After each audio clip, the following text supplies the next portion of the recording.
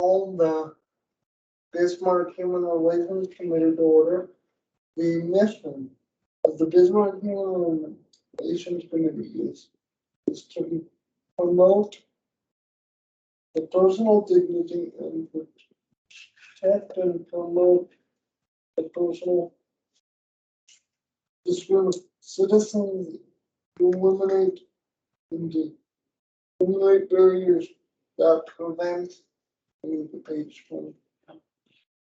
I don't memorize that stuff.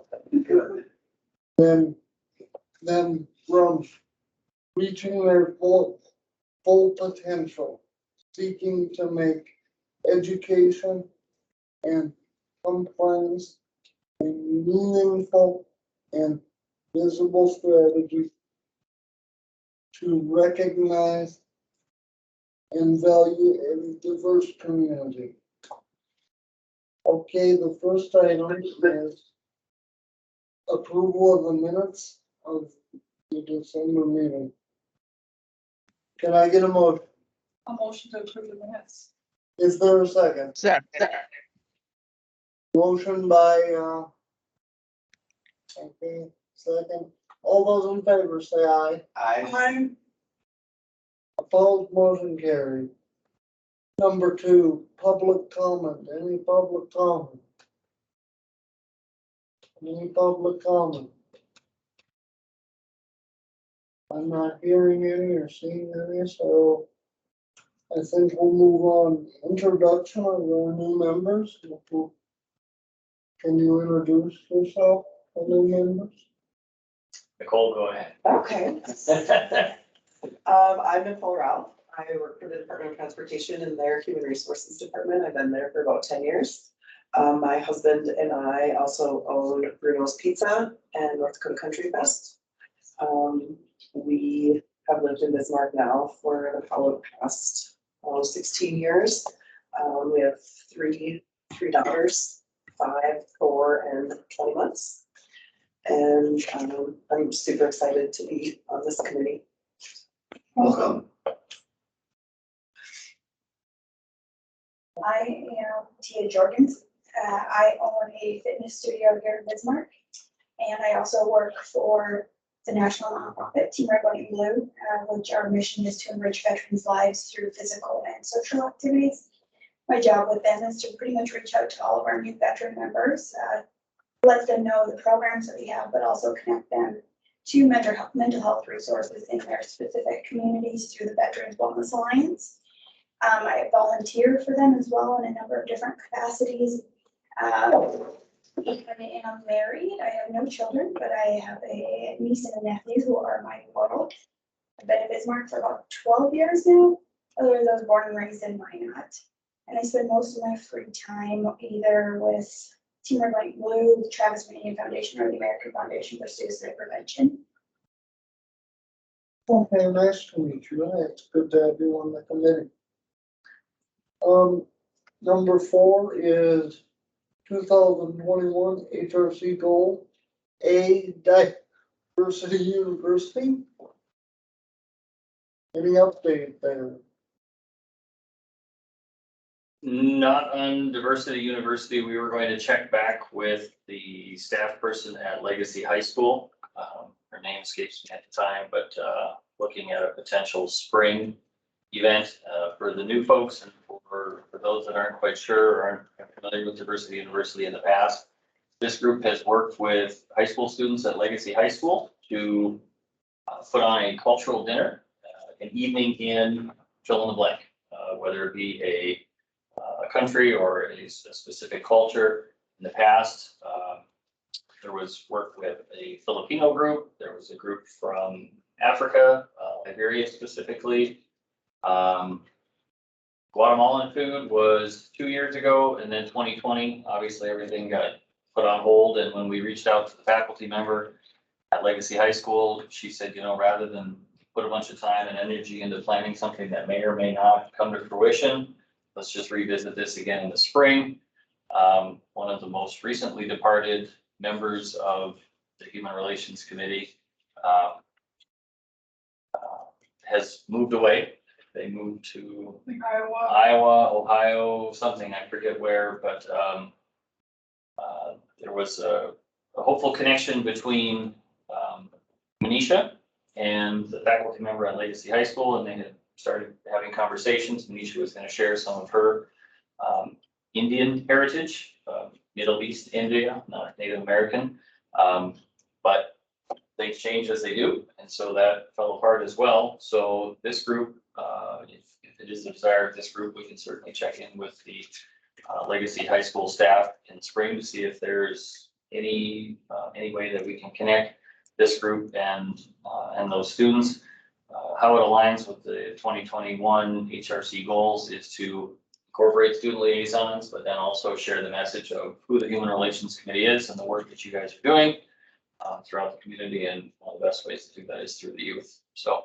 And just kind of a update on that, I did talk with Julie from Global Neighbors, because I knew that they maybe had some people who have experience of cooking. And she said, actually, there's someone who's Jamaican that just started a new restaurant. Yes. And she thought that she would be interested in potentially doing it. And then there was one other person, I don't remember what nationality it was, but there was another person she had thought of too. I think the Jamaican one, I think her name's Jasmine. Jasmine actually has African Nomad Company Okay. and she's Zimbabwe. Okay, maybe I'm thinking of two different Yeah, people. so, But I know one of them named Jasmine because it's my daughter's name, that's why I remembered it. So, but she said she definitely would have contacts that could potentially work with us and do that with the class if we wanted to with her Legacy. And then I believe, Jason, maybe you'll remember Trevor, at the last meeting, we also talked about maybe looking at different schools than Legacy if they're not wanting to be on board. Yes, so we had talked about looking at different schools possibly, and also Sassy had brought up possibly getting some indigenous cooking brought into the schools also, and so. If I could, it's all good ideas. I think I got an echo here. One thing with Legacy, the reason we went to Legacy is they actually have a culinary education department. So I think if you're going to partner with a different school, you're going to want to make sure that they have the resources available to do that.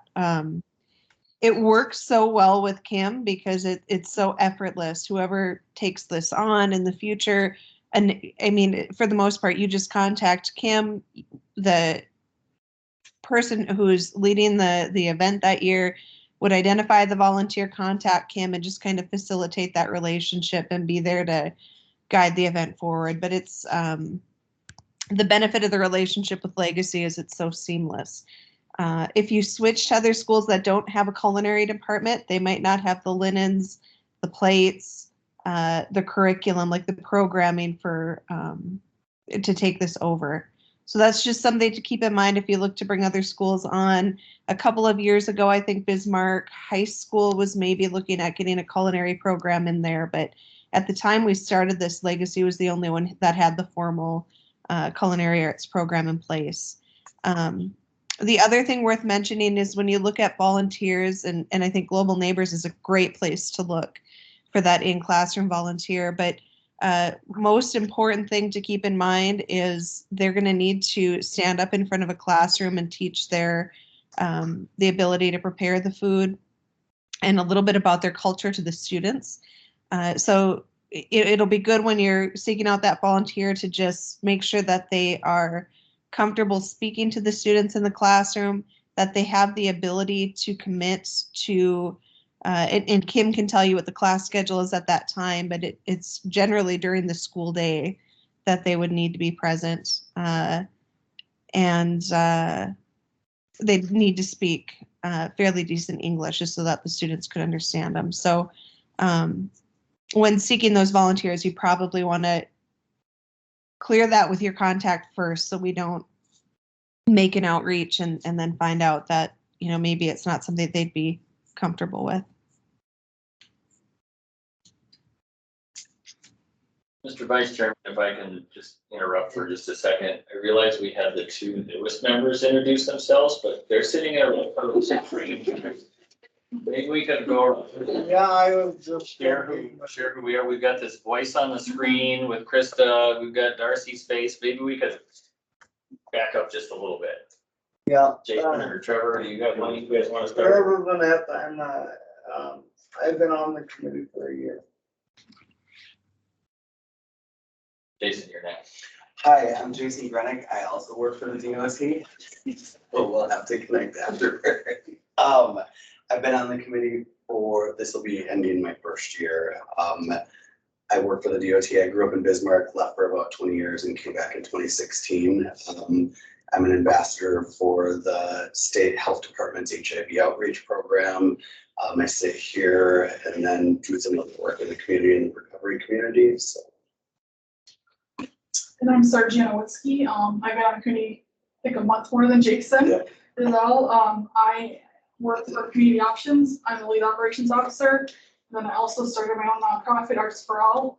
We provide art opportunities for free, specifically targeting individuals who are low income, at risk, or have developmental disabilities. And then I have 2 kids. One is 19, one is 17. Gosh, I feel old.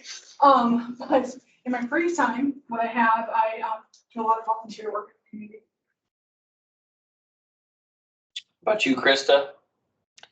So I'm Krista Rausch, and I wish I could have a picture on the screen. I wanted to be there today, but I have a sick animal at home, so I'm here taking care of their needs. But so Krista Rausch is my name. I work for the North Dakota's electric cooperatives as my full-time job, and volunteer for various organizations in my free time. I've been on this committee. I think I'm the longest serving that's currently on the committee.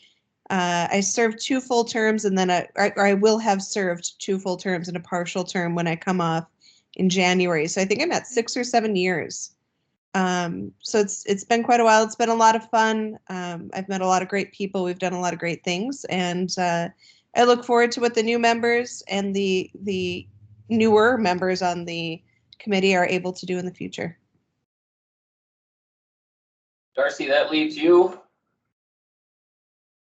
You're muted. There you go.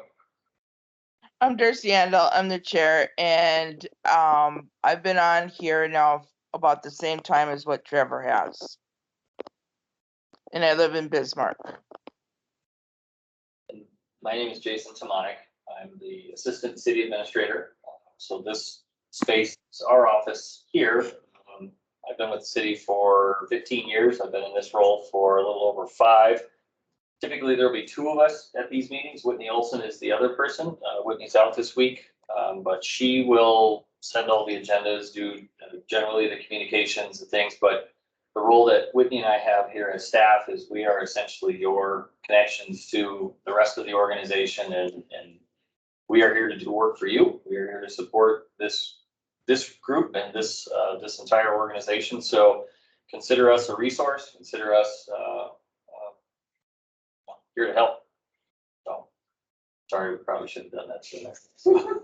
Yeah, we don't do it all the time. For as often as we've seen new members, we should be good at introductions, but hopefully this is the group for now, and we'll make a lot of strides in the near future. So where are we at, Jason, for the are we at the full Yep. capacity? With Tia and Nicole joining today, we are at 9. And then both Collie and Krista's terms expire in January of 2022. And with Krista's, she's fulfilled her maximum number of terms, so we'll see at least 1 new face. And if Collie's interested in reapplying, then we would ask that he would reapply, and then of course he would be considered with the other applicants at that time. So Jay, just because I'm not sure I recall, is this my last meeting or is January my last meeting? I believe January is, right? it is, yes, January is your last meeting. One thing that this office has done, we've kind of done a wholesale inventory of all the different boards and committees that we have within the organization, and we're going to shift everybody. We've had committees that have expirations in 6 of the 12 months, and it's really complicated for us to manage all of these different people, who's coming, who's going, somebody quit, who's on.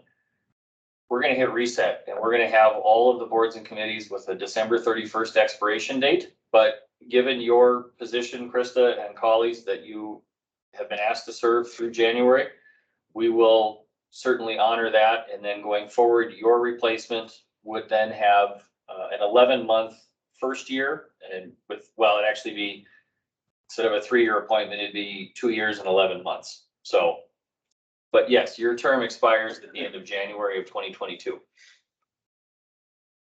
that make sense? Oh, absolutely. I just didn't know if it was attend the meeting or don't attend the meeting in January. I couldn't recall, but I thought that was that would be the last meeting. I'll expect you in person so we can thank you. Oh, I'll be there, I promise. I don't know if baked goods are acceptable, but maybe I'll come up with some treats to bring with, because it's been a good 7 years, so it's definitely worth celebrating. I'll miss hanging out with you guys. So the next one is E, the municipal equality index rating.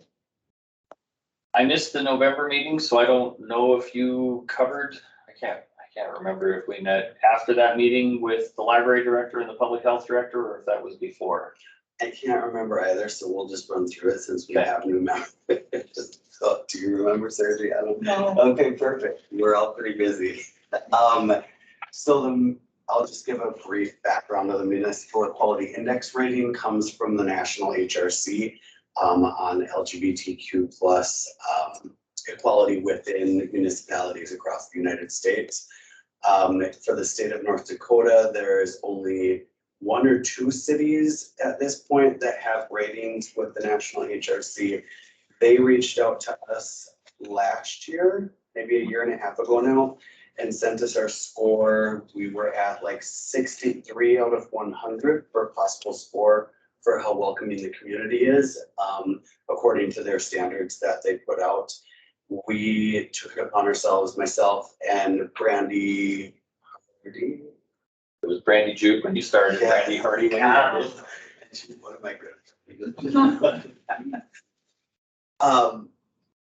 We're tasked with building some momentum and allowing HRC to kind of be the catapult for that. And we kind of did some footwork and then placed it out with our committee so that we're able to work on raising that score along with the administration's help.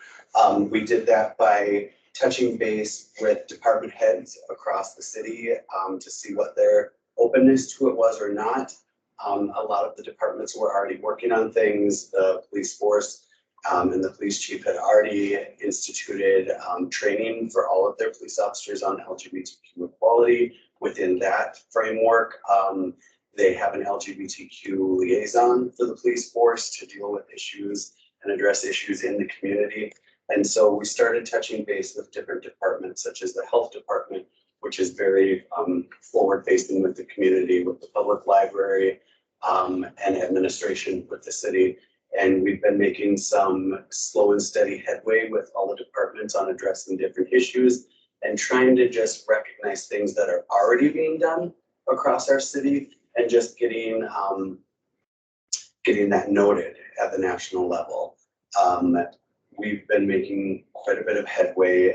Jason has taken time to meet along with myself. The most recent was with Christine Cuyava. Yep. Christine is the director of the Veterans Memorial Public Library. Yep, and then Renee from the Department of Health, who's the director there. And the 4 of us were able to sit down and look at things that are already instituted and ways we can make some tweaks to different department issues or department procedures and policies to help bring things more into line before we go and meet with the national HRC to present what we've done already as a city.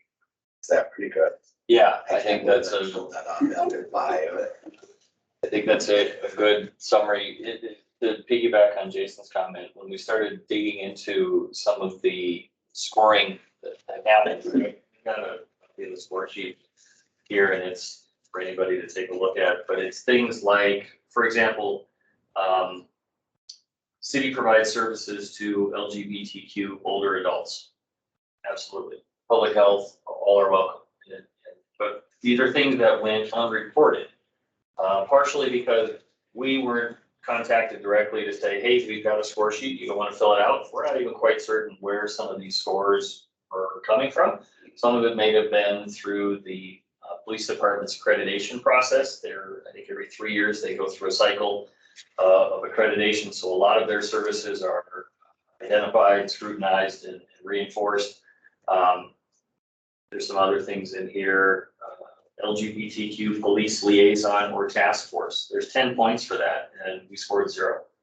But those are things that we've learned very quickly are already getting done. They just weren't being recognized through this scoring. So through some pretty deliberate work, I think we can easily raise the community score well beyond the 60 range. And I think getting into at least the 80s is a very doable accomplishment. And that will be something that this group can use to demonstrate the efficacy of what you're doing here, but then it can also be part of the message that the HRC puts out through any number of educational campaigns or participation in community events or whatever the case might be. We don't expect to get to 100, but we certainly want to be able to raise the score and then set goals to reach even beyond those levels as well. And ultimately, I feel strongly about this because it is a reflection of our community. And right now, a final score of 63, we can do better than that. We absolutely can. We just need to be more deliberate about our reporting and more upfront about the work that we're doing here. So typically scoring comes around in June of each year. And so we'll likely keep this on the agenda for several months until Jason and I have a chance to really get deeper into the national organization and really better understand what it is that this group can do, what it is that this organization can do, to just have a better reflection of the efforts that are going on here at this park. I think part of it too is the departments didn't know about it before, or they just didn't report it. Can I touch on one last thing? So we're hoping that this can be a framework, first off, to address this issue, but then also to catapult it and do copy into other underrepresented communities, so we can address this across all areas of the city. This is something that we were given a framework, and now we're going, okay, we can accomplish this, and then we can just multiply it to various other underrepresented communities. One thing that we did notice, like Jason said, is that a lot of our departments are very all is welcome, but also sometimes tailoring it to all are welcome, but here's a pamphlet, say, at the health department, specifically addressing issues within this community, so that they understand that they are welcome, and so, yeah, we'll see where we go with it. To that point, Jason, here's another score where it was 2 points and we got 0, but it says city provides services to people living with HIV or AIDS. Absolutely. Bismarck Valley Public Health has the Ryan White program, which has been on their services for years. That program is tailored to that, to people living with HIV and AIDS. So, again, we're not entirely sure how the scores were compiled, but we know we can influence those scores by demonstrating appropriate reporting of activities that are being done. So I'm confident. I know we're going to get that score. It'll be on 63. And then you can, Yes. and then the student liaison. So the new logo, you all saw that at the last meeting. I'm going to pull it up here because the attachment, one of the links on the agenda didn't look like it worked when I was checking earlier today. But we have, if you happen to notice it when you came in, that is the new logo that the group supported and chose. We've also got it up in the upper left-hand corner of the agenda where you'll see it for a long time. What are we doing here? We get here. Local project. I'll just pull this up. And I'll share my screen for those at home.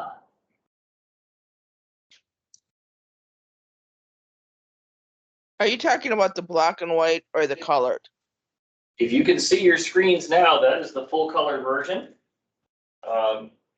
There's a slight change from what you guys saw last month, and really the only difference is the black outline and the drop shadow around the text. We were able to add that, it just kind of polished up that final design. And with this new logo, we note that this group has a small budget and we budget on a calendar basis. So December 31st is the end of the 2021 budget. This group had a small amount of funds left over from past events. So we took the initiative and ordered a whole bunch of stuff for you guys to be handing out at future events. Not all of it's here yet. We'll have a bunch of it, but it's water bottles, the banner out front. What else did we order? Pens, stickers. What else went really well at the Pride event? Sunglasses. Those fans. Yeah, so we'll have a cache of things for activities going forward. We'll house them here, and when you guys are going out and doing your thing, we'll make sure that everybody got that stuff ready to go. Jason, can we have some of that stuff at the library event? Absolutely, yes. Anytime you guys are set up, part of the mission here is for education and outreach, and part of that goes along with things to give away, things to draw people into your booth. So when you guys have those activities, we'll make sure that you're fully stocked with those things. But rather than have anybody responsible for keeping it at their home or in their cars, we'll just keep everything here. We've got a file room for all that kind of stuff. So if anybody has other ideas or things that you think would be beneficial, budget resets next year. And so we can certainly look at adding some more of that giveaway type stuff as well. And then maybe just to dovetail on the student liaison, Whitney put together a certificate of appreciation for Taylor Cook. Taylor is the student at the Bismarck Career Academy that did all of the work on this project. And I thought, was there a discussion at the last meeting about bringing thank you cards or doing something to recognize But Taylor? I'm wondering if someone could go like present that to her and we could do pictures. Sassy's a photographer, that's why I was wondering if she was here. Mhm. If she works in the school system to do pictures with her, so I can put it in the annual report. Okay, But I don't know who your contact is with. it's been her instructor. His name is David St. Peter. David is a faculty member at the Career Academy. I'd be happy to either share his email with you or I can reach out to him directly. My understanding of Taylor's schedule, it's not a traditional high school schedule. It's part of their, it used to be called Innovation Pathways, and now it has a new name. But it's basically children or students that work within the Career Academy, and it's kind of a self-paced work process. So if their work done for the day, they're free to go about, go to their jobs or do whatever it is they have to do. So I don't know that Taylor has a set block of time where she's with that instructor, but we can certainly coordinate with him. And semester ends, I suppose it'd be that second, third week in January. I don't know what her schedule looks like for spring semester. If, of course, students are out Wednesday, so getting something yet this year might be a bit of a challenge, but we can sure make a reach to Mr. St. Peter and see if we can get some or many of you around and share, the appreciation. Taylor did this completely voluntary. She was not paid to do it. It was part of her curriculum, and I think I can speak for the group and say that we've got a vast improvement over what we had before. The logo that we had before, we didn't have any of the original vector artworks, so reproducing it, scaling it, printing it on a larger format was next to impossible. It was terribly pixelated, and it was just time to retire the logo. And Taylor took some cues from the old logo and then put together 15, 20 different kinds of it. This group kicked around and shared and then landed on the design that you see on your screen. There's also a version that is just simply black and white for reproduction, graphics and things like that when it's not practical to do color. So if this group wants to do something specific to recognize the work that Taylor has done, in full support of that. This is a pretty small token of appreciation. But if you guys have other ideas,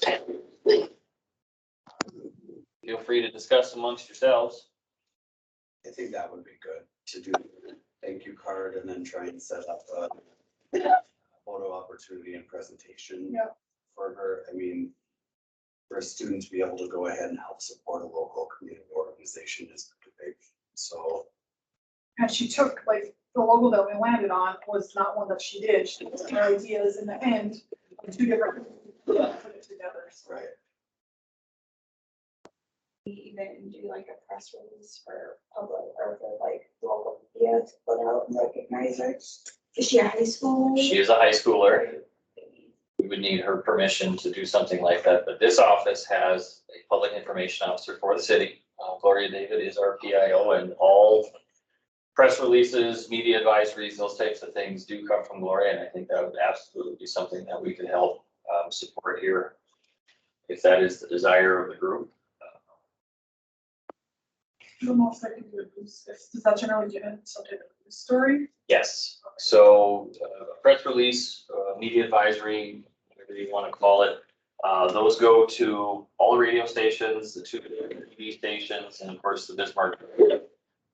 Generally, we've had really good luck working with some of the local media folks. Oftentimes, they're calling us and saying, hey, do you guys have any stories? We'd like to send some reporters out, we'd like to do some things. So between us or DPS, they have their own public information officer. I would think we should be able to get the attention of local media. I mean, if she's okay with it, I Right. think it's generally warranted. Yeah. And Very talented. it's also kind of a double, Yep. because then it gets our the committee out there as well. And that's something we've That's been an old working reached on. out to a high schooler Yeah. rather than hiring someone. That's why we kind of started the process of revamping and kind of, getting our logo redone and just getting that image kind of freshened up. I think that's a good idea. We're always looking for kind of those feel-good human interest stories instead of, oh, that darn city, they did it again. It'd be nice to say, hey, look at what the city did this time. It was actually something that people might appreciate. So we can certainly work on that. I can reach out to Mr. St. Peter and just say, hey, this is what the group would like to do, if Taylor's comfortable with that. It's okay with BPS, be on their turf, the Career Academy, so we have to follow whatever guidelines they would have for that type of thing, but I know local media is welcome to the Career Academy, because 2 weeks ago, my daughter was on the front page laying underneath a car because she is a student at the Career Academy taking automotive, and tops around, you got a picture of her working on her own car, so I think they'll do it. The only question would be if Taylor's comfortable with that type of recognition, but I wouldn't see why she should have any reason to have fear. Yeah, I will put that on. You know, when you order new brochures, She mentioned it before she left last week, that that's something that needs to be updated. So with it, we still have some for this library event. yes. Okay. I guess just one last question, since we're talking budget, Mhm. where are we at with the budget? Is it shot now or? Well, you've got, today's what, the We have to 20th? have everything in by December Yeah, 31st, right? we have to physically be able to touch whatever's purchased before the end of the year. Where are we at? Do you have any idea with? After all the swag that was ordered, I wanna say, but we probably ordered close to $500 worth of stuff like Yeah. this, and that, I wanna say that leaves the budget with a few $100. Okay. That doesn't carry over Yeah. the next year, so next year you'll start fresh with $2,500. Okay, but if there's a way we could spend that couple $100, I would like to tonight, if possible. Okay, we've got ideas, just taking notes. I'll bring it up. How long would it take for? Not long, I can get rid of this quick. My son's allergic to cash too, I think we have the same problem. Jason, one thing that we've purchased in the past, and I think everybody on the committee right now is new since we've made a purchase for something like this, but we do go out and participate in different community events. Of course, we have our Diversity University events. And at one point, we all had shirts that we had so that we could wear them, that would kind of brand. So if you're looking to spend money, that might be a way. I don't know that you're going to get a print shop that's able to get them completed in time, but that might be a way to use up some of the funds or allocate those funds. That would be a possible good January. I do have something in mind tonight, but I like that idea too, Krista. What's your idea? It might be coming up. You gotta go, I'm ready now. If we're talking spending money, I'm your guy. I just wanna wait for a minute. So can I ask a question that might be common knowledge, speaking of budget, like when you say we have a starting budget of 2,500, are we able to fund or take donations or fundraise as a committee or not because we're city? You know, donations, I would say, could be accepted. Anytime departments get donations from community organizations, they have to take those, they take the request to the city commission. So most recently, Bismarck Police Department was the recipient of 2 different donations. One was from Chick-fil-A. Every time Chick-fil-A comes to a new town, they give meals to first responders, so they had to say, can we accept these meals? And then the other one was actually from the Ignite Dispensary, which is down on Bowen. They donated $500 to the K-9 unit within the police department and just said, thanks for the work you do. So the police chief prepares a memo, it lands on the consent agenda, which is the kind of the quicker version of the total agenda, and it got approved last week Tuesday. So then the PD can accept those donations and incorporate them into their annual budgets. So fair So question. like if a local shirt shop wanted to donate shirts to us, we could Right. put that proposal Yep. together. Yep. She's there. The only thing we would ask would be, you know, with the shirts that were designed, they would incorporate the logo or the City of Bismarck logo or something that identifies you as an organization. Yeah. So. That's all I got on student liaisons, Mr. Vice Chairman. Okay, Caitlin, do you participate in community events? Number 1, the Martin Luther King celebration. January 17th, discuss with Bill Petron. Patriot is behind you. May I turn it over to you, sir? Thank you. Congratulations on your focus. I really appreciated you reading the mission statement. And I was the Economic Development Director for the state of North Dakota where George Center was governor. And diversity was talked about 30-some years ago as a prime indicator of economic health. And for your research, if you ever want to look it up, Richard Florida was actually brought to North Dakota by the North Dakota Chamber of Commerce. And he did a lecture here in Bismarck that just bring your attention to how important what you're doing is from an economic model.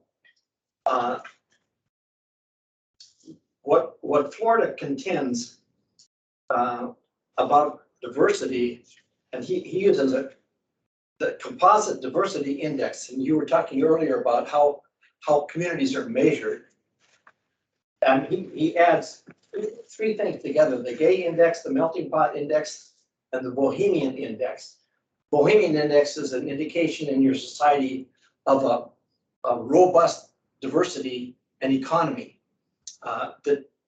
And why that's important is young people like to live in those towns, and they leave towns that aren't like that. So if you have a flat, boring town, you're in trouble economically. And he lists the scores between the high technology and then this composite diversity index. And he says that the results again support the basic notion that diversity and creativity work together to power innovation and economic growth. At first, when people look at a community, they think about money, and they think about who has money and what's going on. That's not what young people are talking about. They're talking about, do I fit into that community? Do I want to be there? And if that answer is yes, your economic health is good. You can have all kinds of money and be losing population. And you can get this book. It's called The Rise of the Creative Class. And how it's transforming work, leisure, community, and everyday life. And it kind of reads like your mission statement because it's something we have been paying attention to.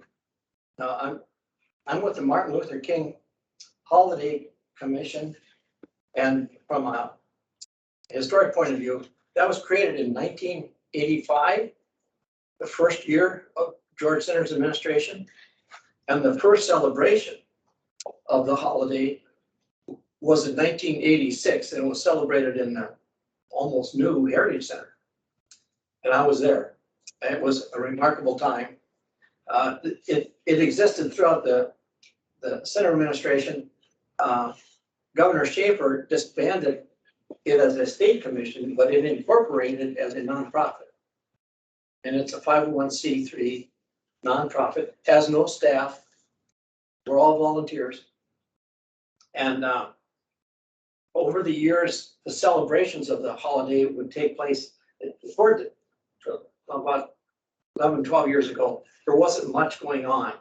The United Tribes would do something, University of Mary would do some things, but there wasn't a central public event. I got involved in 2011. We held the first major event of its kind and invited people, and that was at the United Church of Christ in Highland Acres. And then we outgrew that venue and we went to Trinity. And Trinity's got room for us, and they've been hosting it the last several years. My wife Marcia is with me, and Marcia's on the commission. We have 9 directors. They kind of come and go. You already talked about some of the folks that are serving with us. Hannah Van Orney is on the commission, and she used to serve on this commission. Let's see, Geraldine Amber. I think she works with Evangel Assembly. And Tom Dolly, he's a retired CPA. He had an accounting firm here. He's moved to Fargo. And the interesting thing about Tom, in 1961, he caught a train to Miami Beach, Florida, with 800 other Luther leaders, and they heard Dr. King speak. And he never forgot that. That's an amazing thing about 800, trying to get 800 people anywhere doing anything. That was a major accomplishment. They went by train. They got badly sunburned, stupid kids, but some of those people, and they're still in, I would guess they're still in Bismarck. Some of those Trinity kids are still in Bismarck. So the link with Martin Luther King holiday is anchored in some teenagers who were actually there. And then 3 North Dakotans walked with Dr. King from Selma, Alabama to Montgomery, Alabama. One still living, Byron Knudsen is still living. The other 2 have passed away. And so we're connected. Sheridan Seaboy McNeil is on our commission. She was going to be here tonight, but she's not feeling well. Her father-in-law, Joseph McNeil Sr., was one of the Greensboro 4 who sat in at the Woolworth counter and really started the civil rights movement. And I just saw him on Zoom meeting. I was just stunned. He lives in, I think, in New York. I'll get this slightly wrong, but her mother-in-law is a great-granddaughter of Sitting Bull's adopted son. So we have something in North Dakota. I don't know who knows all this stuff, me, but we have anchored in Bismarck, North Dakota, a rich heritage of things we didn't know. I mean, I didn't know anything about this when I was in high school. My point being, and Sheridan's on our commission, and she works for United Tribes. Matthew Nygaard is on our commission. He just came on. I mentioned Marcia, and Risa Williams works for the school system, and you guys might know her. So what we're planning to do is just share with you what we're thinking for this event. It's still in flux. It's still a draft. I just talked to Trinity. They will host us again. That's a big deal. That's quite a contribution. And we have 1 speaker confirmed. His name is Ricardo Pierre-Louis. He's a professional soccer player. He's from Haiti, and he coaches Bismarck High School's soccer team, and he has his own private soccer club that he coaches. And he's written a book called Hunger for Hope. It's a moving personal story about his life. And I don't know much about Haiti, but reading his book, it just jerks your heart out. I mean, that kid was often hungry and his folks didn't have enough money for food. And he teaches at Bismarck High School now, Teaches French and business, and I think at Century, some classes at Century also. So we're hoping, he's confirmed that he'll do it. And he'll be our keynoter. The other keynote we're hoping to get is Joelle Bearstail. And she's written a book called Bear's Braid. It's a book, and it's a story of a Native American kid being taunted on school because on school bus because of his braid. And he talks to his grandmother, and she counsels him. And I want Bismarck to hear her words, you know, the grandmother's words. We haven't got her confirmed yet. We've talked to her. We're for music entertainment.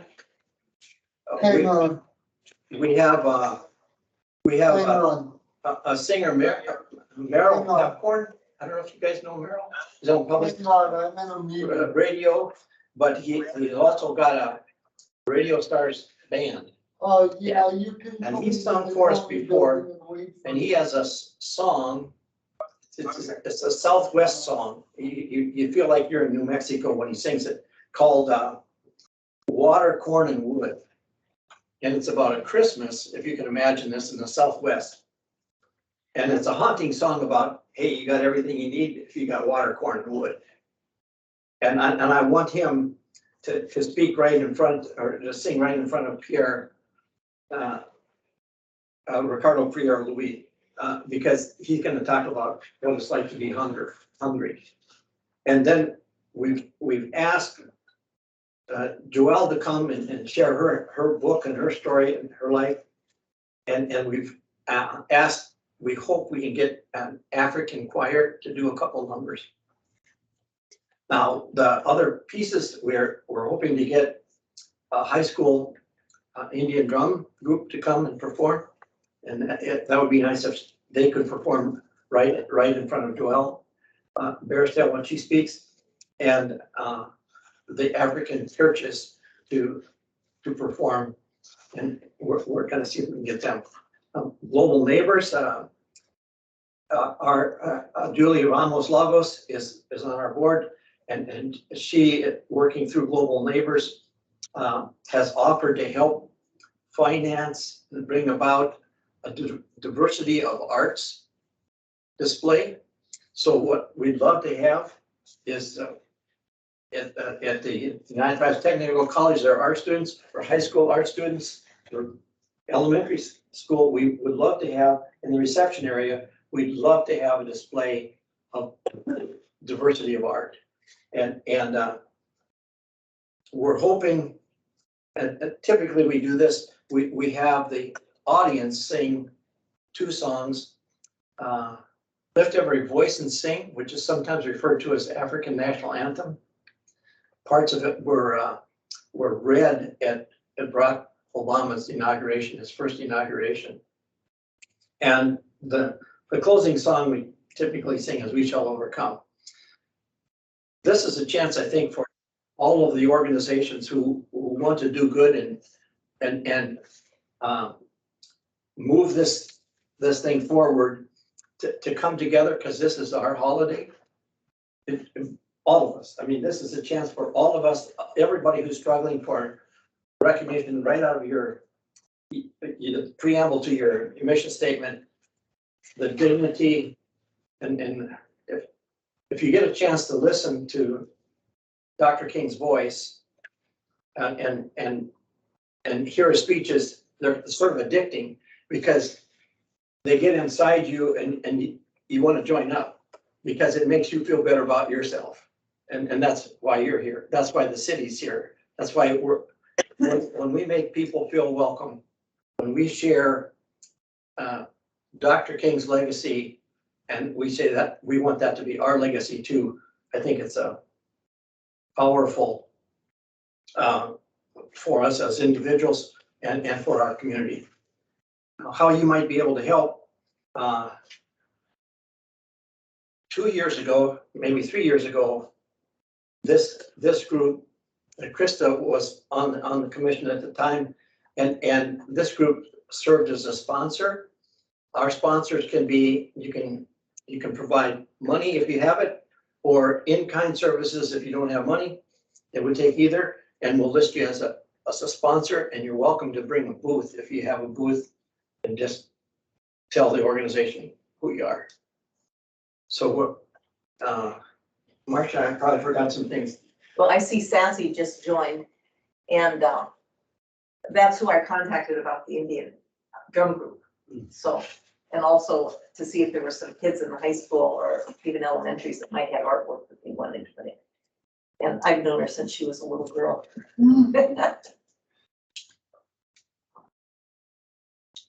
But I'm open to questions. So I just want to jump in. I had reached out to Bill, in looking at things for the HRC committee to get involved in and to be a part of within our community. I just kind of looked at other cities across our state, and the Fargo HRC is involved with their MLK celebration there. They've kind of taken it on. I don't know if they have, I don't believe they have their own, nonprofit out there. I think it's all done by the HRC now. Oh, They do their, humanitarian awards that we Yeah. also do in our city. Fargo does it at their MLK event and the public presentation and everything and recognition there. yeah. And just an idea, as we try and find our way as the HRC and where we're going towards the future, we talk a lot about coalition building across various different groups. No, fourth floor. With so many different groups within our city that all struggle for No, the volunteers, fourth for floor. time, for money. The way that smaller communities are No, starting to the make fourth this grow floor. is by joining with city administration groups and coming together all as one, where they help each other out across the city for The all common fourth goals. floor. And, just working No, the towards a fourth better floor. city society and, diversity within the city. So my hope in that, being able to bring Bill here is for us to start a conversation. We're kind of short term now before next month when the actual event is on. But I'm hoping this can be a jumping off point for us. And we can see, I don't know what we can do legally compared to how Fargo handled it. I think that's something we could task the city with seeing, or we can discuss going forward if this is something we even would like to do. I wanted to see what we could do, short term. Is this something we had talked about and got on our agendas for helping out with at the previous couple of meetings? So what would that look like, for in-kind services? Or here comes my pitch from earlier, if we could do a donation or a sponsorship with any leftover funds to max out our budget, which is something we've talked about, is not running with a budget surplus anymore, so that we can actually start utilizing our budget and it possibly, as we get involved with more events, petitioning the city council to increase our budget to help out organizations within our community that fit very well with our mission. Can you So tell us how much it costs, your event costs? We don't know for sure until we lock in the speakers. We provide a $500 stipend to each of the speakers, so we have 2 speakers. We'll provide a stipend to the singers.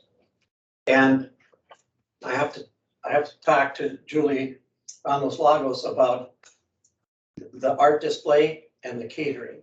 We have a reception afterwards. So I suppose the event cost us $2,000 to $3,000.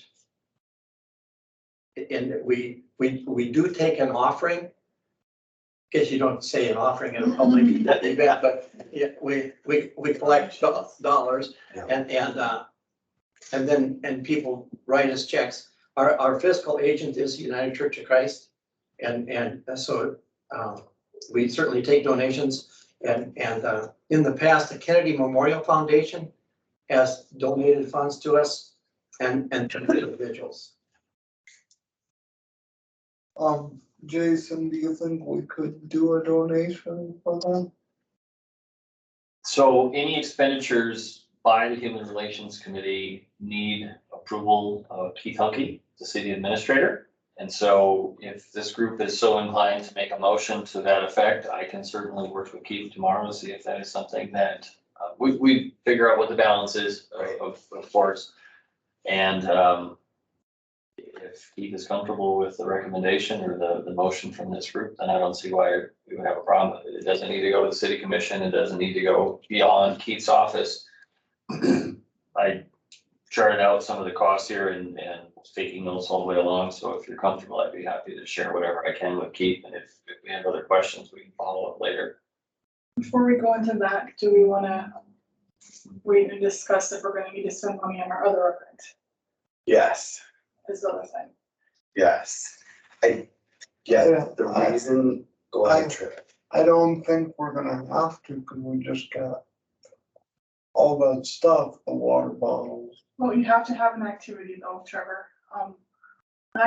We could talk about this, then move into the other event in a second. I have an update from Hannah about Okay. that event, but yeah. How about before we make any motions, we finish discussing both events and then we can make some motions after that if the group is. I just felt if we had a budget surplus, like I said, it'd be best, and this was the best venue I could see.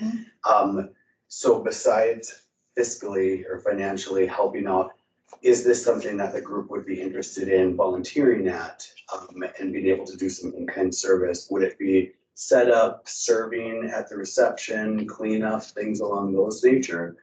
Or even a booth, you know, we do have our banner and everything to get information out there also about ways the community can start coming together. And I wouldn't mind doing that either. I mean, you said either one would be fine, so. Yes, and the one thing that caught my attention, and you guys helped out, I think 3 years ago, is on your public information.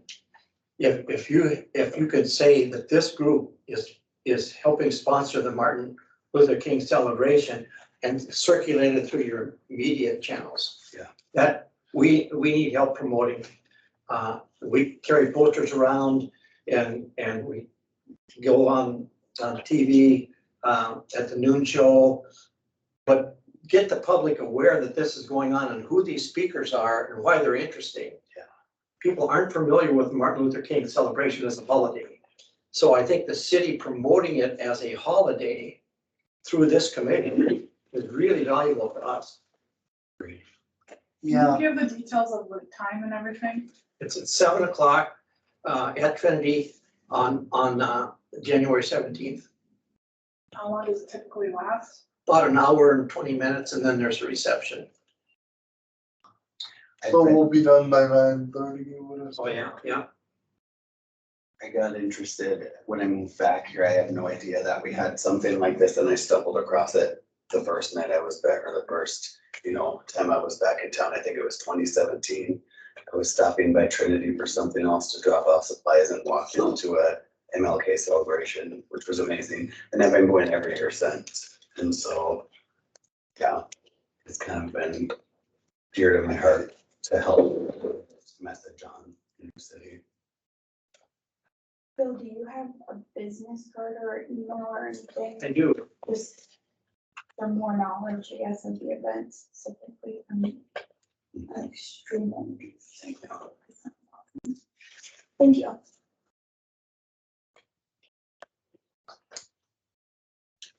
As far as the HRC, if it is the desire of this group to have a booth or be there in any capacity, I think it aligns very closely with the mission. I don't think that there's any reason this group would have to pause and say, should we or should we not? The core mission, back to education, promotion, outreach, welcoming, all of those things, this checks a lot of those boxes for many, many people. So not my place to tell you where you should or shouldn't be, but I would have no concerns if this group had a presence at this event in January. At this point, then, I'll just do one quick motion that I motion that city admin would prepare something because this would be considered a special meeting. Just because more than one of us will be in attendance for the MLK event. So that we're within the bylaws of the city. And then also what I would ask is in that motion, you put in there that we can have a booth Okay. and things. 'Cause I would gladly, I think, help as well. It's not too cold out. Okay. It's usually terribly cold. You can usually count on it. Is there a second? I second. Motion by Jason, seconded by Sargiano. All those in favor, say aye. I, I, Opposed, motion carried. And just for this group's awareness, the only time it would be considered a special meeting is if you have a quorum present at one time and you're conducting official business. In this case, it might just help bring awareness to the event too, to say, hey, the HRC is gonna be meeting at this date, time, and location. Okay. But we would cover that with any sort of press release or information that we could offer. I can speak for this office with our public information officer here. We would gladly do anything we can to, especially if the HRC is there. My only request would be that help us get the right information. So when it does go out, we make sure that we're dotting all the i's and crossing all the t's in the right directions. So. Julie Ramos Lagos is helping us on public relations. She's also an events planner with the Bismarck Tribune. So I'll ask her to contact you. Okay. And whatever, you know, there's a few things that we have to tidy up and get actual affirmative answers from some people, but as soon as that happens, then we can get the information. Thank you very much for Yeah, coming out. thank you, guys. he can bring in his business card, Oh, have his contact.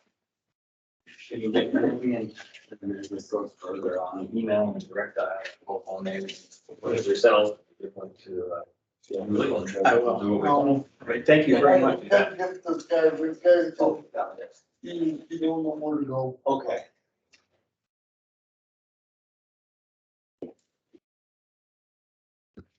We go into the families around the world. Thank you. Yeah, absolutely. Okay, so as far as the other event, we are part of the families around the world at the library, which is January 24th. And Deanna got in contact with me because Ruby is gone. And with the event, we're looking at having a booth there. And I had asked Hannah, or waiting to ask Hannah, how many people are coming through, and I thought it was far less than it is. It's 250 is what they're thinking. We'll go through the event, adults and kids. So what we were looking at as far as doing for an activity, which I was gonna donate a bunch of rocks that I have, and then from my nonprofit, I have a bunch of paint markers that then kids could take rocks and they could take them with them or whatever. The problem is I do not have 250 or even close to donate. I probably have, I think I can have about 75, I think, rocks to donate, and then I could do, I just have to make sure the Sharpie markers work, and if they don't, I can buy some since I use them anyway, I could just donate that too. But so I asked Hannah, I'm like, well, what if we don't have enough like activities? And she said they can just participate until they run out. Like, I felt kind of bad though, some kids don't get to Yeah. participate, so I don't know if we would want to look at something else or do that and then have a backup. I don't know, she didn't say how many of those were kids and how many of those were adults either. She just said about 250.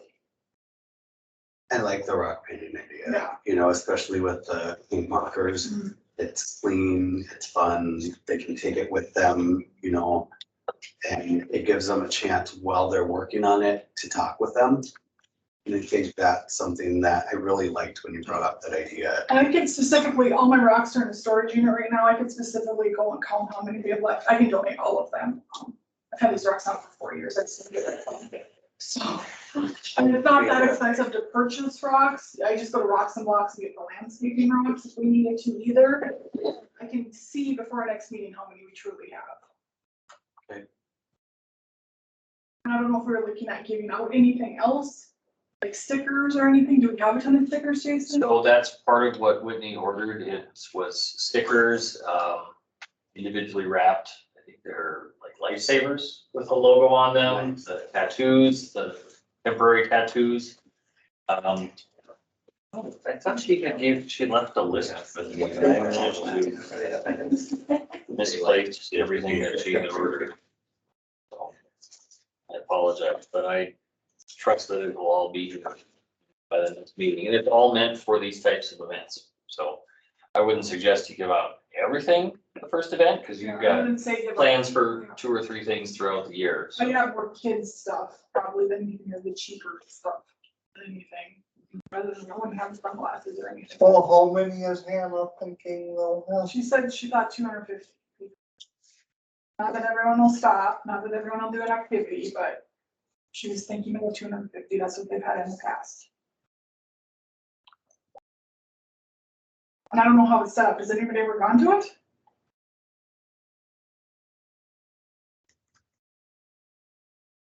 I have not. Sorry. Hey, well, you need to start going to more stuff. I don't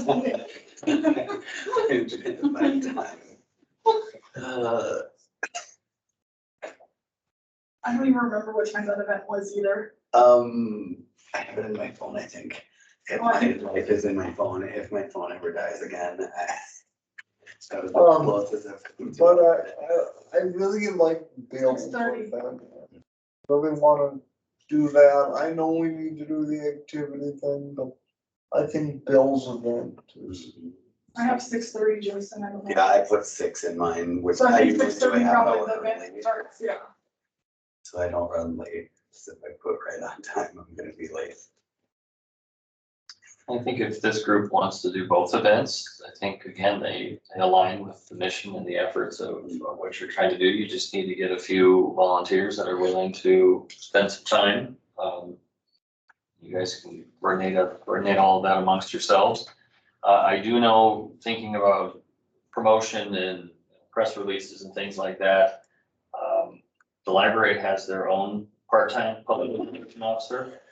Kevin does just an outstanding job pushing out their message both on media, social media, all of those things. I get all of those emails from Kevin, and he's doing a heck of a job for them. So I suspect as we get closer to January 24th, the library through its own communications will really ramp up and start to push this. But then again, if he's pushing out press releases and media advisories, those are going to the same people that Gloria would send them to. I think you could encourage the local media to show up and have a presence, take some pictures, do a news story, and just raise awareness for the event and the activity. Given the fact that it's hosted at the Bismarck Veterans Memorial Public Library, well, they're kind of a department of the city, so it's an easy thing to say, yep, this group should be there or could be there if you guys feel it's appropriate.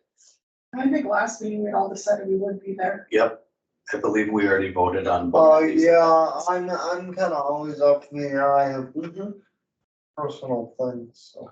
Yep, it would just be the 2 last Mondays of the month, and whoever can make it to either or both. If you're able to, you're able to, and if not, that's okay too. I don't think we need to do a sign up Genius because it's only like No, 2 hours at the most. yeah, But for the Pride event we did, because it's more of an all day thing. But yeah, I'm available, which it looks like for both, so. Okay.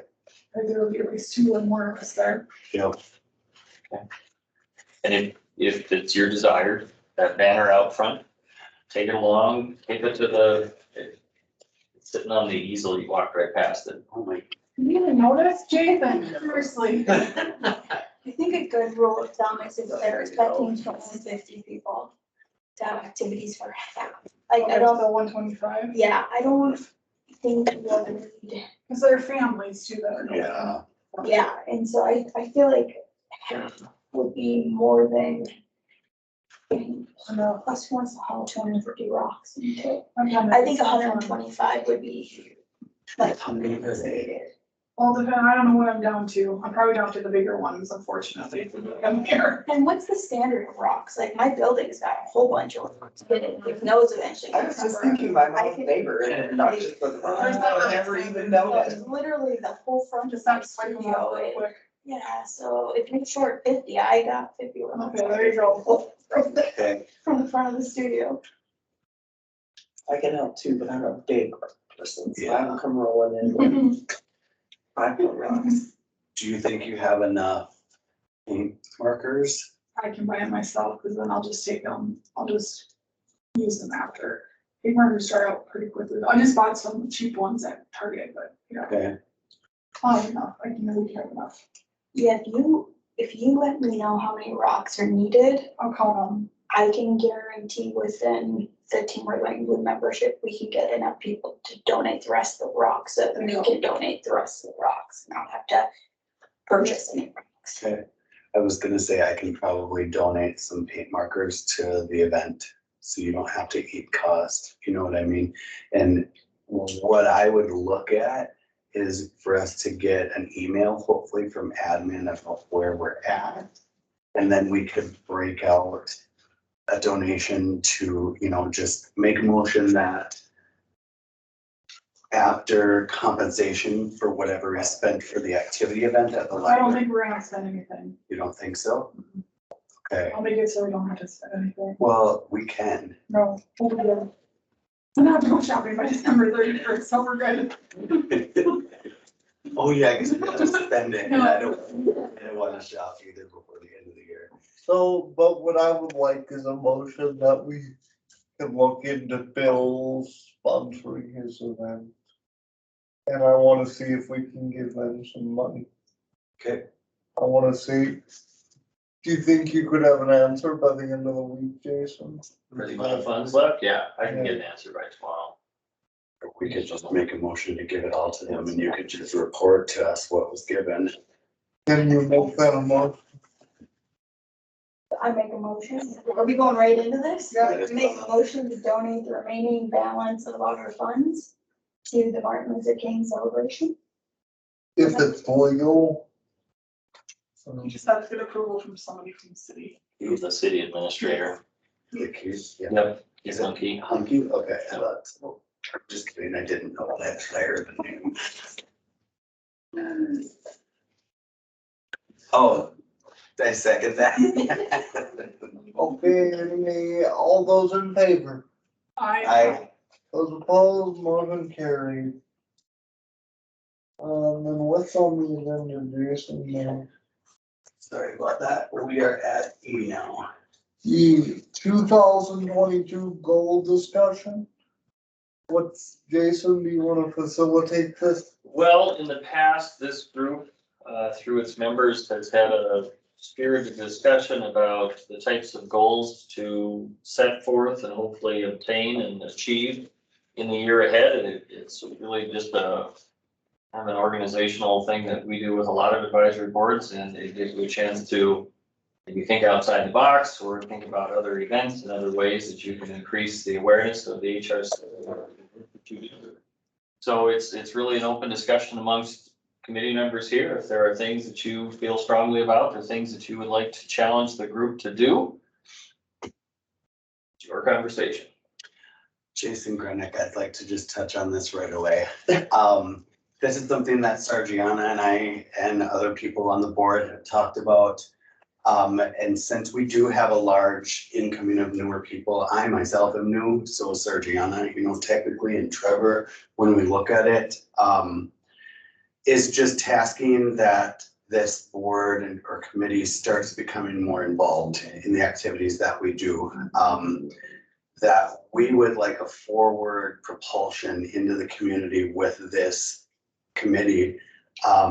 That there are events, the only way we're going to become more well-known, because I had no idea the city had this committee until I heard about it from my friend and got more involved. And so recognition is gonna be the big part, and coalition building, like I had said, finding all of these different communities and being intelligent about how we do it, because all of us are extremely involved in the community already.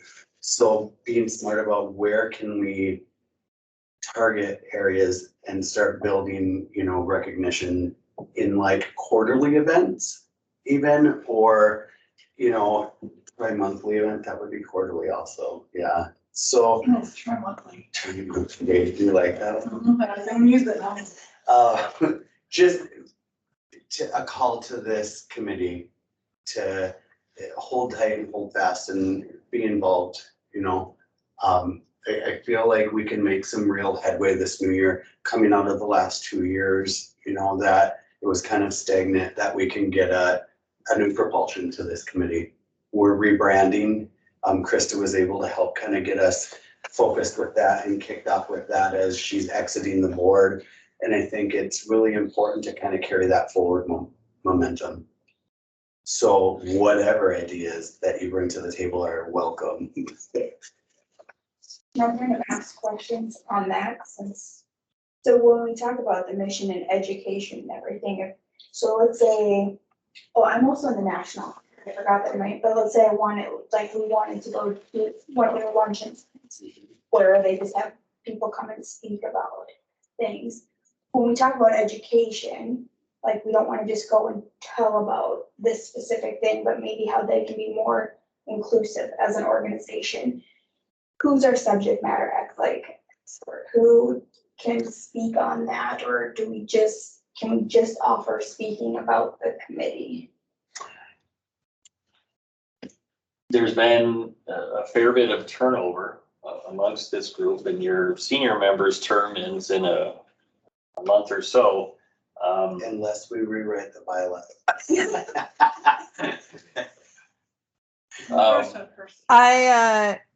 I feel like after, I know.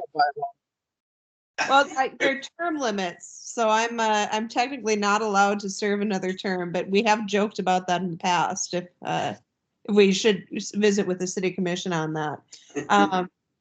But Jason, I've been listening, I just wanted to let you know, I think, the motion or what you're presenting to the committee is true. I think, and since it's a lot of new committee members, if I'm being brutally honest, in the last, it's not new. Let's say in the last 3 or 4 years, it's been the same 2 or 3 people carrying all the work of the committee, and that leads to burnout. And you end up seeing those people come off the committee because they don't feel supported. It's a lot to take on. A volunteer committee, we really rely on that teamwork and the support from our fellow committee members. So Jason, I agree wholeheartedly, and I know I'm coming off the committee, and I think there's no way to keep me on, but I will always, always, always be a resource to anybody in this room. When we talk about that cultural dinner, that was kind of my baby as I served on this committee. So any questions for that, you can call, text me anytime. I'm a night owl, so even if it's 11 o'clock and you have a question, you reach out. Don't do it before 8 o'clock in the morning, probably, but you can go as late as you want. But no, I really think that is an important thing, and I'm hoping we've got a lot of fresh faces on this committee, and I think it would be great if we had kind of a united front. If it wasn't always the same people who were signing up to volunteer and always the same faces organizing it. So I certainly support if there's a motion that you're putting forward to make that a goal, Jason, I would wholeheartedly support that.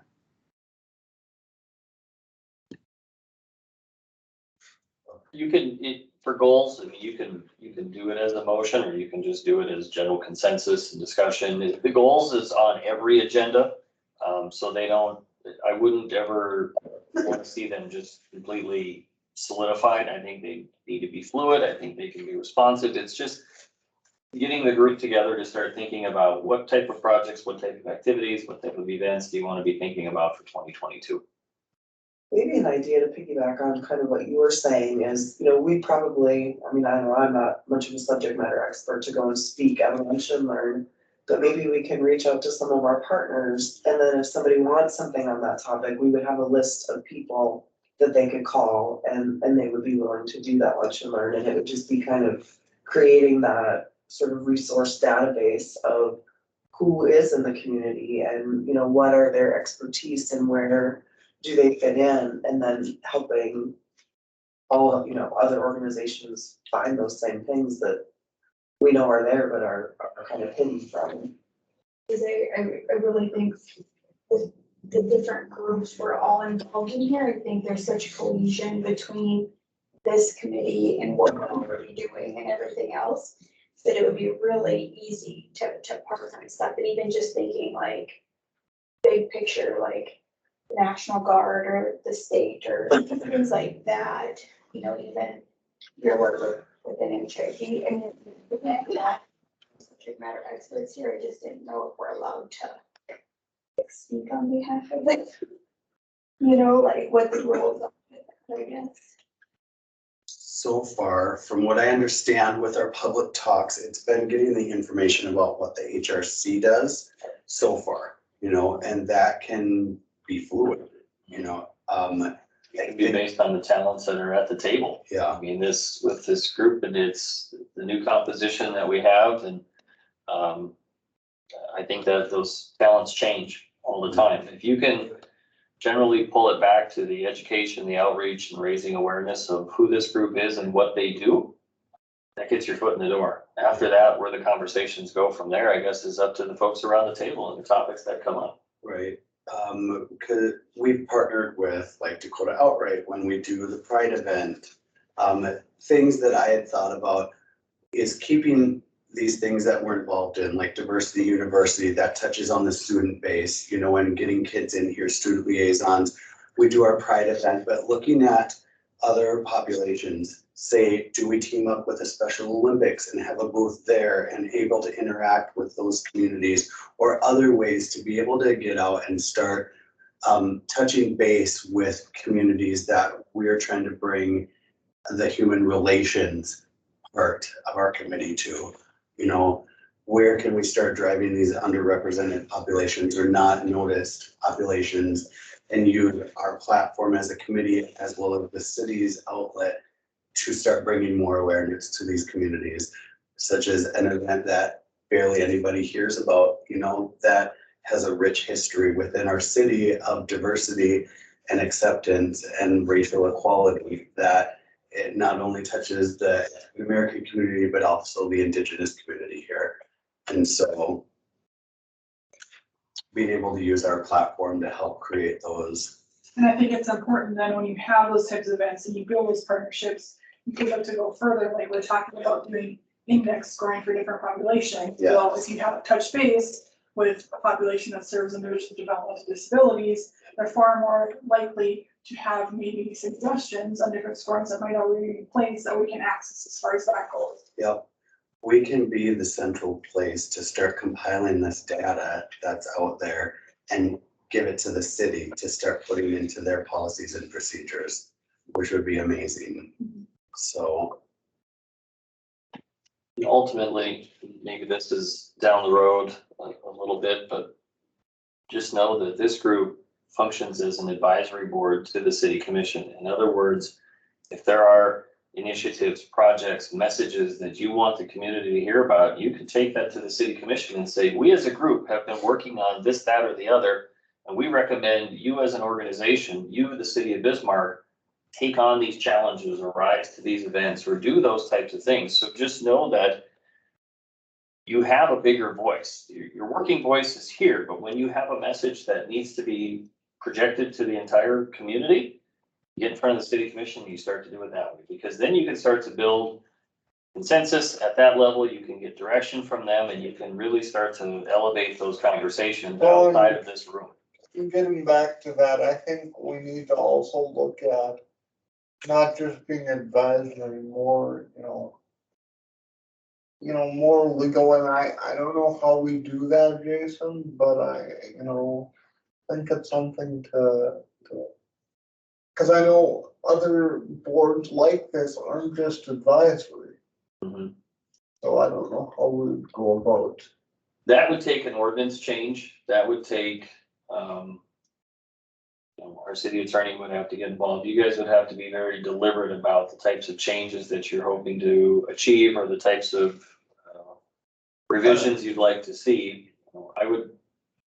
I'd maybe start with baby steps and get some folks to come to these events, build your momentum, build your enthusiasm, raise awareness of who you are and what you're trying to do. And when you can start to demonstrate, we've gone to this, we've done this, we've touched these people, and we've gotten to all of those connections. Then to your point about building the budget, building influence, I think you'll find yourself on a better path through, measured incremental gains along the way. Don't bite off more than you're capable of doing. Yeah, I agree with that, but maybe we can table the rest of this goal discussion for January. And, It's, if you guys wanna think about other goals, obviously we've got some new faces and new ideas here that are just getting started. I think that's definitely a conversation that you could continue to the January agenda. Unless there's more, if, we don't wanna, there's no deadline, you don't have to stop because it's 6:41 PM or anything like that. You can continue to have this conversation if there are other ideas or other goals. I would echo what Krista had offered.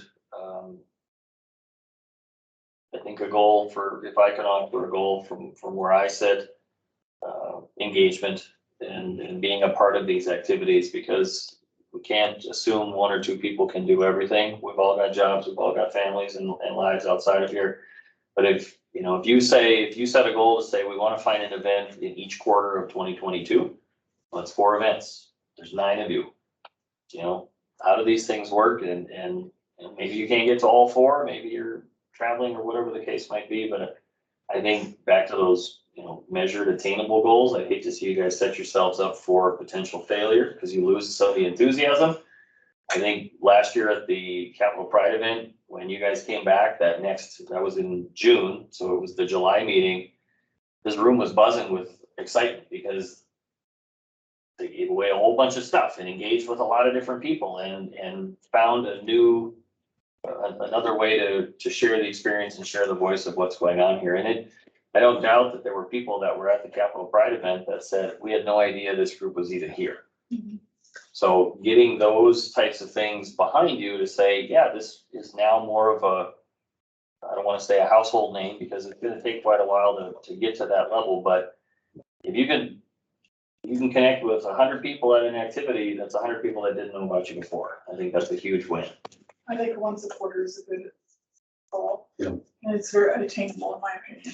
I mean, if we look at it already right now, January, we already have the MLK and then the global. So that's 2 events. That's our first quarter, which is fine because they're 2 similar but different events. One is very family oriented and one is community oriented. We already kind of have pre-planned Pride every summer so that, 2 events. and then you have the cultural dinner In the fall in usually. the fall, and Jason, what I'm thinking is, you said spring, I would just wait until fall. Until we get all this COVID. I think it's, pretty done, but I just say keep on schedule and let them get things done. I think finding events that are perhaps already happening in the community and being a part of those is a good first step, and maybe a goal for next year, next year, 2023 would be to host your own event. Yeah. I think it would be easy to partner with Global Neighbors. They do a global jamboree monthly, where they feature different countries. Last month, or this month was Philippines. The month before was Libya, Congo, and one other country, I forget, but it would be really easy. And Julie is obviously, all of us have pretty much mentioned Julie's name here. I think that would be a pretty easy opportunity that's going to require a paywall on our end as well. Just swing in and start doing occasional. I think, it would events. be mutual beneficial there too. So.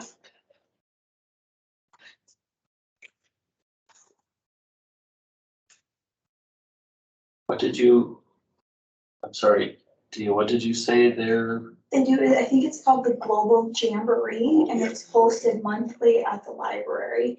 And then they typically focus on 1 or 2 countries, and they'll have everybody brings food, so it's very potluck.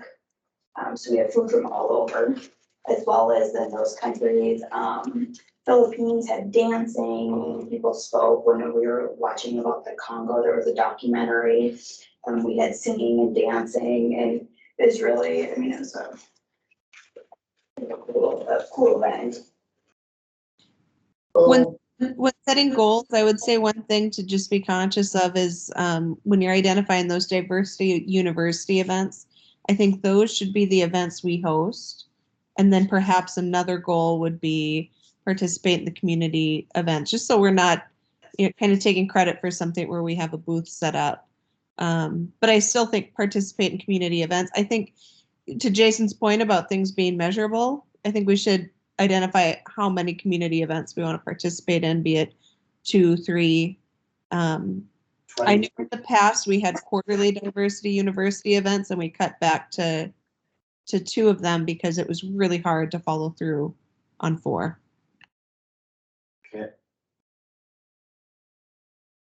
Another thing we need to look at, and I don't know what it would go under, but we're the one who kind of oversaw it, but it didn't happen this last year because no one entered, but the writing thing. Poetry and essay contest. Yeah.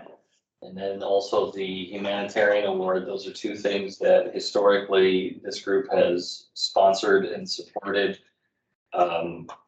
If you look at the student liaisons on the 2021 goals, that was part of the poetry and essay contest, was trying to get more students involved in those activities. I think fell a little short of that goal this time around, but I think with the direct, with very deliberate promotion and maybe some of those key connections within Bismarck Public Schools, and maybe that's something where we can ask Sassy with her connections with the schools, or any of you that have those connections. That might be a better way to find success as opposed to blasting out to the entire district. Maybe focus on a couple of teachers or a couple of classrooms that have some willingness to take on those projects. Are the 2021 goals like on the website or any, like for those of us that are new, do we have those anywhere? They appear on all of the agendas. Right there. Ones we've. Oh, yeah, I gotcha. Yep. I think, Jason, you were touching on the poetry and essay contest and the humanitarian award. Right now, this is the time that we usually send out our call for nominations and or submissions for those, right? So that might, given the time, I don't know that we want to get into it tonight, but maybe that needs to be a January agenda item. Okay. Or we could just get a motion to advertise for the call. Let's get a motion to get it going so it doesn't have to wait a month. I motion that we move forward with accepting nominations for the Humanitarian of the Year award for, oh my God, what year is it? 2021. And open up the poetry and essay event. Is there a second? Does that make sense, Sergiana? I'll second that. Any further discussion? All those in favor say aye. Aye. Those opposed? Motion is carried. And we're gonna, okay, I don't know if we discussed that, we already made a motion, but are we doing like last year where we do a group humanitarian award and then an individual? I was hoping we could just flip exactly what we did last year. That would be the quickest and easiest way to go. Yeah, and I have another question for Jason. We haven't talked about it in a couple months, but did Dr. Roswick get his award? Yes, I Oh, took God. care of that. Got it. So we had to struggle a little bit to find him, but we were able to track him down and make sure that the award was given to him, so it's no longer sitting around this office and getting broken. Do we want to table further discussion until next month in the hopes that we come prepared with some agenda items for the goals? Yes, I would table that. And maybe that's a good point, a good comment, Jason, for any of you. If you have items that you would like added to the agenda for discussion, by all means, send Whitney or I an email, and typically we try really hard to get the agenda out the week prior to the meeting. So I think this agenda probably came out Monday or Tuesday last week, and that's generally, if we can hit 6 or 7 days ahead of time, that's great. So be thinking about that. If you do have items that you'd like added at any time in the month, let us know and we'd be happy to put it on there. And if we can't, For some reason, if the agenda's already gone out and you have this tremendous idea, there's always the last item on the agenda, which is other business. As long as this is a regular meeting, meaning you meet your scheduled once a month type meeting, that's considered a regular meeting, and then thereby you can use other business to bring up any topics of discussion and then take action on them comfortably as well. But always feel free to use us again as a resource. Reach out and say, hey, I'd like to put this on for discussion. Great, not a problem. Happy to do that for you. In fact, do we have any other business? I just have one item. Next month is chair and vice chair elections. Me and Darcy have kind of talked already. We're gonna rotate roles. She's gonna do vice chair, I'm gonna do chair. If that's okay with the committee. Does there have to be like a nomination process, or can they just look like that? I believe it should take official action, whether it be through a motion or a second, but there should be some type of a vote, and Trevor and Darcy, no disrespect, but there might be others that might be interested as well. That would be a kind of a luxury. I don't know that we've had multiple people that are interested in serving, but we want to make sure that everybody has an opportunity to provide that leadership role if that is the case. Historically, the chair and the vice chair do much like Trevor is doing today. They conduct the meeting and make sure we get through the agenda in a timely fashion, but there is no additional pay or anything like that. These are all volunteer positions. I wouldn't suggest that there's even a reason for come by the office and sign anything. It's nothing like that at all. It's really more of just a function of conducting the meetings and having a vice chair. Trevor serves as vice chair today. When Darcy's not able to attend in person, then it's a little easier for Trevor to run the meetings in person. So that's really the roles of the chair and the vice chair. We can put that on as an action item at the next meeting, and we'll look back to see how we've done it in the past. If there are others beyond Trevor and Darcy that want to serve, then we can easily do a nomination for them, and we can conduct business that way. It's really what you guys are most comfortable with. Yeah, it's something to think about, you know. We don't mind doing this, so. So we've got a couple options, but if there are others that are either here in the room or listening on Teams, just know that if you are interested, you can reach out and let us know. And we learn that there's 3, 4, or 5 of you that are interested, then we'll figure out the best way to go about that diplomatically and officially, so we're not running afoul of any ordinances or regulations that we should be adhering to. Thank you for bringing that up. That's Trevor. I would like to just ask, do you want to be recognized for other business? Yeah, can I just Okay. introduce myself? I didn't know when to speak up, so like, and maybe it would have been a public comment. but Sure. I felt like you were looking at me. It's okay. Hi, y'all. My name is Aiden. My pronouns are they, them. I'm with the North Dakota Human Rights Coalition. I'm a new staff there. I just started December. I'm also exiting vice president for Dakota Outright, so thanks again for the award. I am one of the people that did not know that this committee existed, and like, wow, I'm so glad to be here today to hear what y'all are doing, because this is amazing. Like, I had no idea it existed, and actually it really being able to sit through and listen with everything that y'all are doing, there might be some opportunities for us to work together and some kind of capacity to just help each other out. I heard you were talking about coalition building or making connections, and speaking of connections, I also know Bill Patry with the UCC. I'm a member there. He had reached out to North Dakota Human Rights Coalition too about working with the MLK events, and I happen to know they do the same thing in Fargo with the NAHRC out there, and we got lots of HRCs to keep track of. Like, which one are we talking about? Yeah. So another thing that I do also that's important, I guess, for your all committee to know as well is I co-facilitate QSpace, which is an LGBT youth support group that was started as an affiliation with Dakota Outright. Even though I'm exiting that board, I will still be doing that as well, and I'm trying to spread the word with that. With the North Dakota Human Rights Coalition, my title is the regional organizer. So I'm like the person on the ground in Bismarck, since they are they're They're based, there we go, based out in Fargo. So I'm here representing this part of the state. Also what we are doing, so we haven't announced this yet, but I'll tell you guys about this because it kind of seems pertinent to what you're all talking about as well.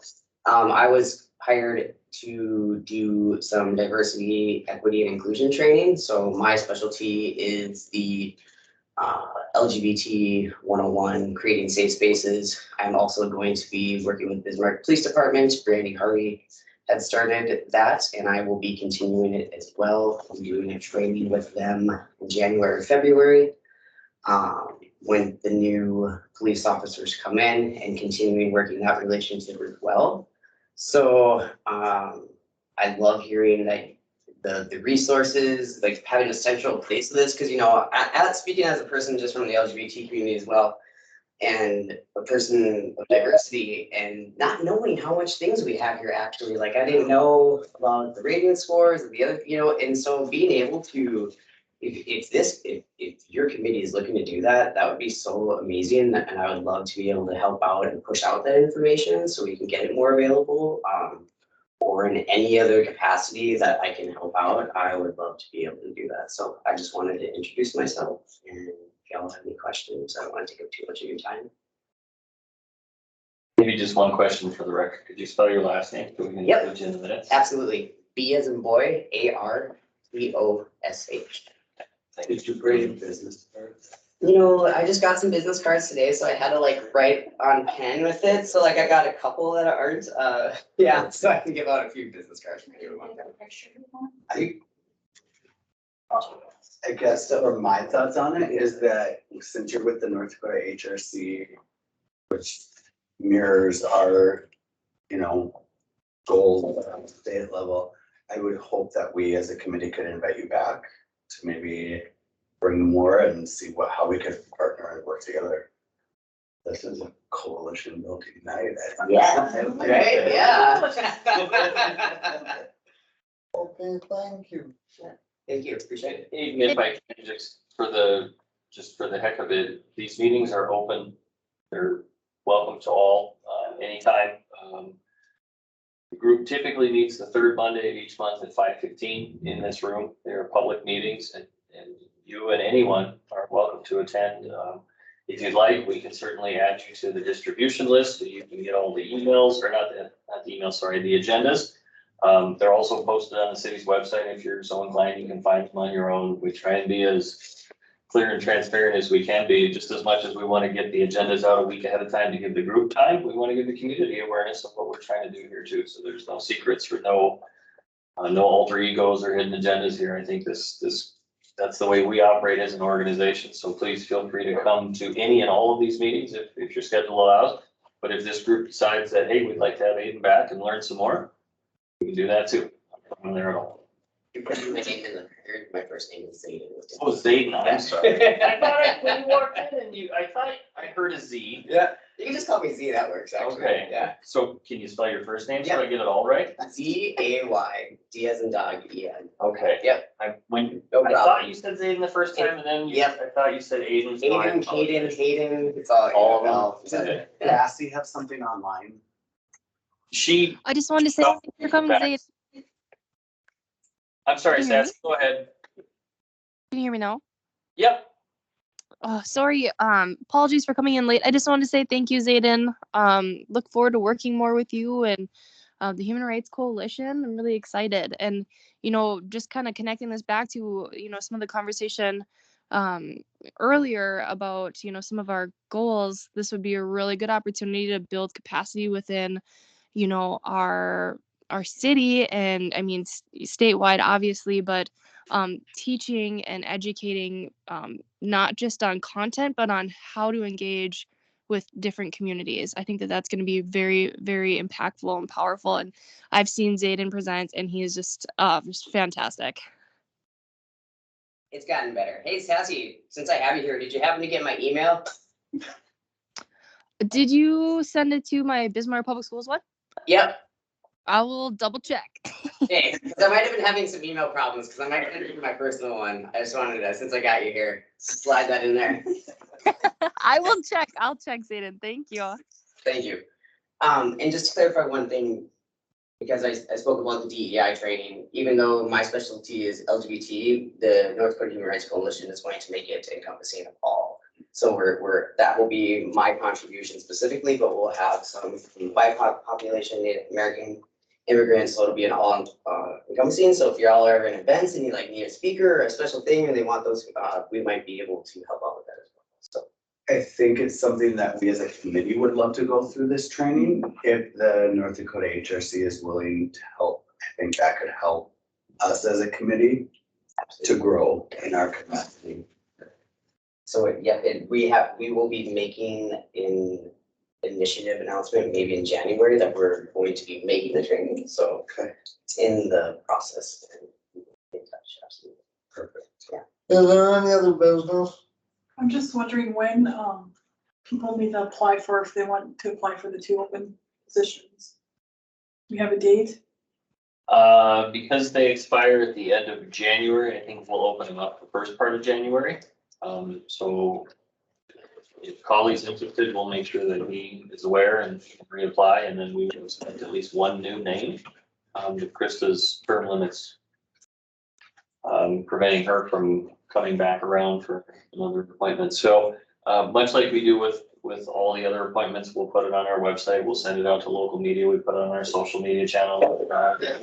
We've actually had really good luck in the last year or so with applicants. We've actually had a luxury of more than enough applicants, whereas before we were actually reaching out to people and saying, hey, can you join us? You know, so if you have peers in your groups, your organizations that are interested, by all means, send them our way. One final touch again. No, but with the Humanitarian of the Year award opening up, we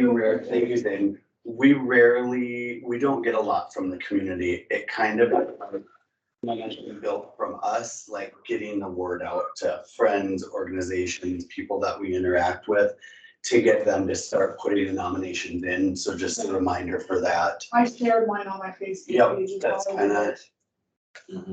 And there was a press release out last time on the city page, right? Because I think that's what I shared, yeah. Same.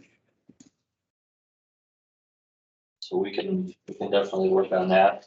And we can share it with all of you, and then you can share away.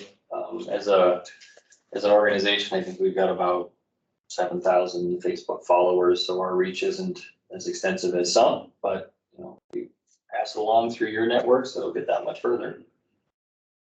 And I think, Jason, you made a good point, but important too to note that as committee members, we can't nominate anyone ourselves. So if you have somebody in mind that you think would be good to nominate, you might want to, you know, plug a spouse or a friend, or, you know, encourage them to submit somebody that they think is. I can't nominate myself. You know, I'll be off the committee really soon, Jason, so I could easily nominate. We can nominate Krista. Can I get a motion to adjourn? Motion to adjourn. I'll second. All those in favor say aye. Aye. Meeting adjourned at 7:05. Thank you, Trevor. Thank you, Trevor. You run a tight. See you guys in January. Thank you, everyone. Thank you, Krista.